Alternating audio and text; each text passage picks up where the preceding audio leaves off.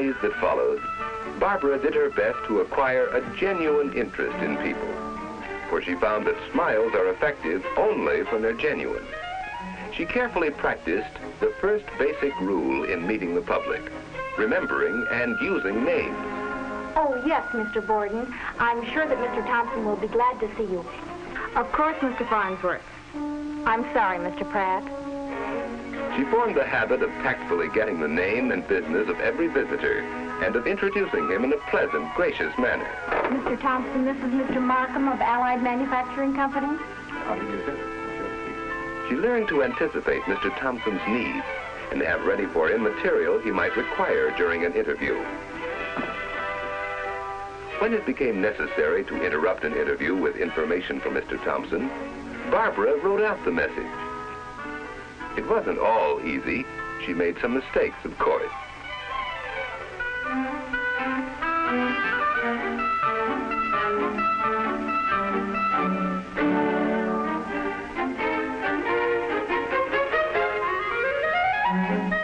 She learned, too, that it's a mistake to argue with visitors.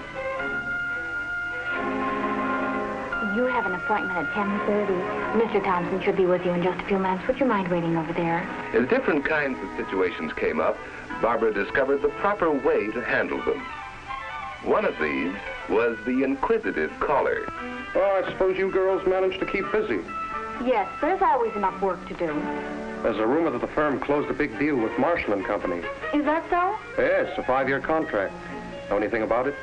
I can't say that I do. However, if you'd like to see Mr. Walker, that's all. No, it's perfectly all right. It's not that important. Yes, Barbara learned to be on guard against the visitor who asks too many questions, to handle him tactfully but firmly. She learned how to turn away a visitor firmly without making an enemy of him. Can I make an appointment now for some time? Next week? Anytime? I'm free anytime. Well, perhaps I can phone you when an appointment would be more convenient. I have your number. Well, all right. That's fine. Thank you. Thank you. She learned good telephone manners, like answering promptly, using the caller's name. Mr. Thompson's office? Yes, certainly, Mr. Hunt.